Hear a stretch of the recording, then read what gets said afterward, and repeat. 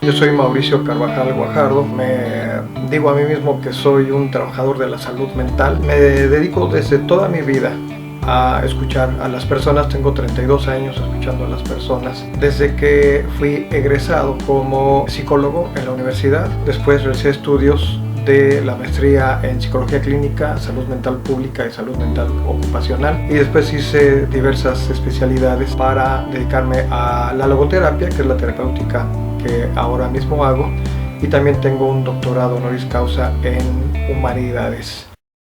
El duelo es una palabra que se utiliza como un tecnicismo que describe un proceso emocional. Algunas personas podrán estar más tiempo en algunas de las etapas de este proceso y otras menos tiempo. Sirve básicamente como una referencia estructural de conceptos, pero puede variar de persona a persona. En este caso, hablar de un duelo es hablar de una serie de respuestas que da la persona al estar enfrentando básicamente pérdidas.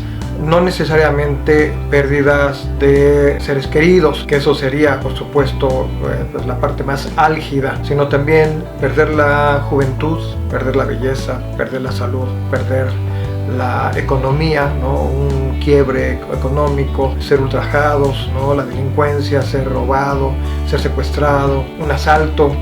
En fin, estamos hablando del fenómeno psicológico de respuesta frente a las pérdidas. Eso es un duelo, la expresión del dolor, un tiempo de dolor. Por eso dicen que el duelo duele, y se hace un juego de palabras, pero sí es una estancia de dolor, donde en esa misma estancia de dolor se está germinando la posibilidad sanadora. Si no sería un duelo, o lo que llamamos un proceso de duelo, lo más probable es que las personas estén haciendo una estancia patológica, atorados en el desarrollo de comportamiento de lo que esperamos que las personas respondan. Si hay quienes no fluyen en tiempos más o menos razonables, no hay un tiempo estándar, pero no es lo mismo que una persona siga en duelo después de un año a una persona que siga en duelo después de 25 años de la pérdida de alguien. Ahí estamos hablando de resoluciones diferentes, está resuelto de manera diferente. Un duelo en el caso de un año que le haya tomado a una persona, y un duelo resuelto, o más bien que da evidencia de no ser resuelto en 25 años,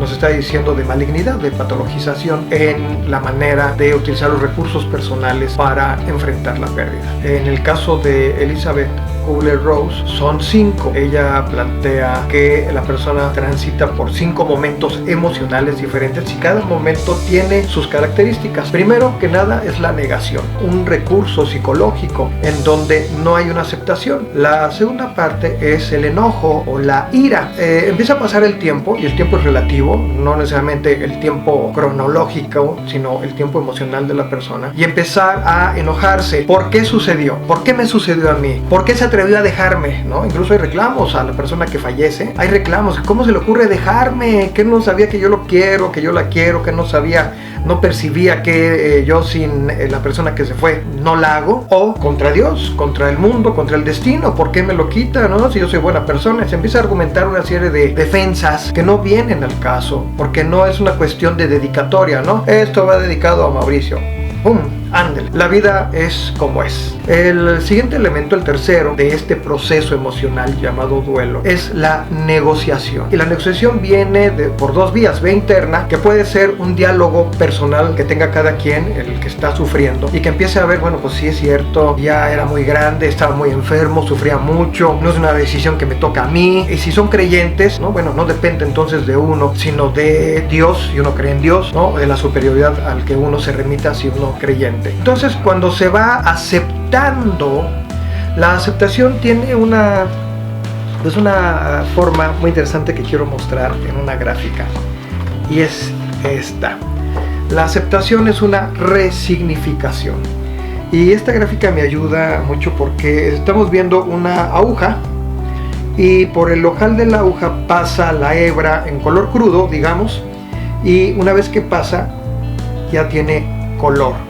Esto, en mi opinión, es el proceso terapéutico. Llega la persona cruda con el dolor y la pena que está viviendo, y el el proceso terapéutico le ayudará a darle una nueva significación.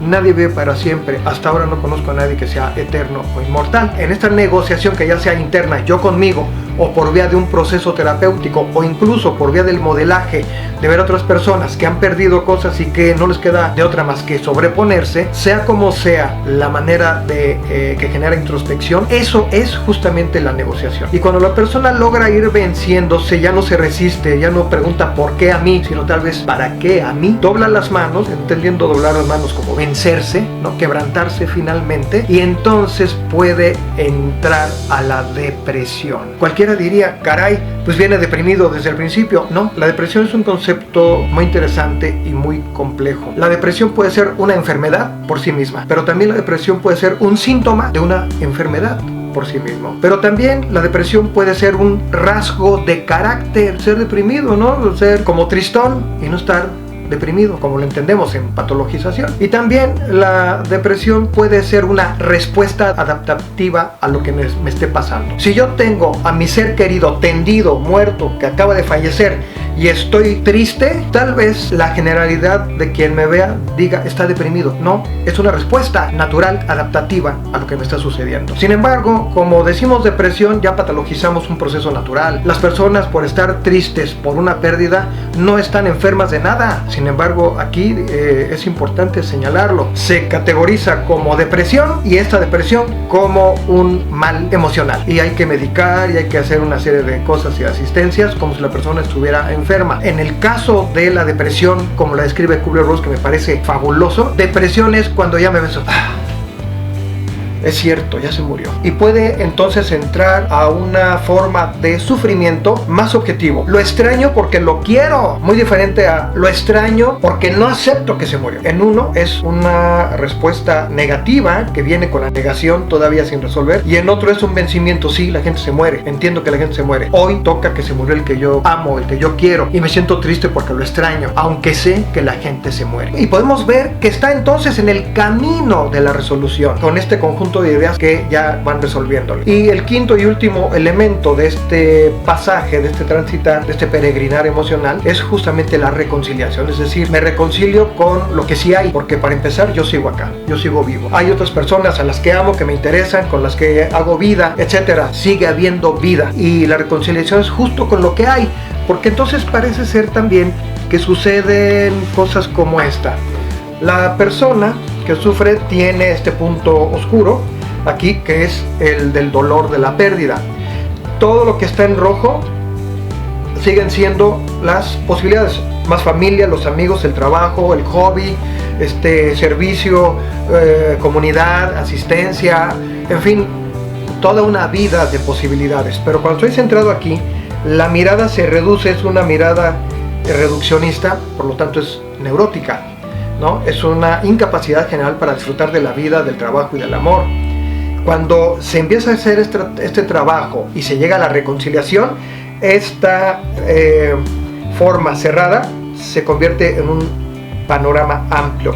Vuelve a figurar el cúmulo de posibilidades que la persona siempre ha tenido. Si quien quiere enfrentar, lo quiere enfrentar desde su manera particular de ser, que puede ser equivocada, en una sentada de café, mira, ni se llevaban tan bien tú y tu marido, ¿para qué lo sufres tanto? Si ese tipo de intervenciones son las que se van a hacer, mejor no hacer nada, ni mencionar el evento. Pero si tiene uno algo que dar, algo que fortalezca a la persona, decirle, ¿quieres que hablemos de cómo te sientes, de cómo vives ahora sin la persona que se fue, sin lo que tenías? ¿Quieres que hablemos de esto? Yo te escucho. Invitar a que hable a la persona, no forzarla, invitarla. Pero sí se puede mencionar la partida de alguien. Podemos decir la palabra, es que de tu marido que se murió, ¿no? De tu hijo que se murió, en fin.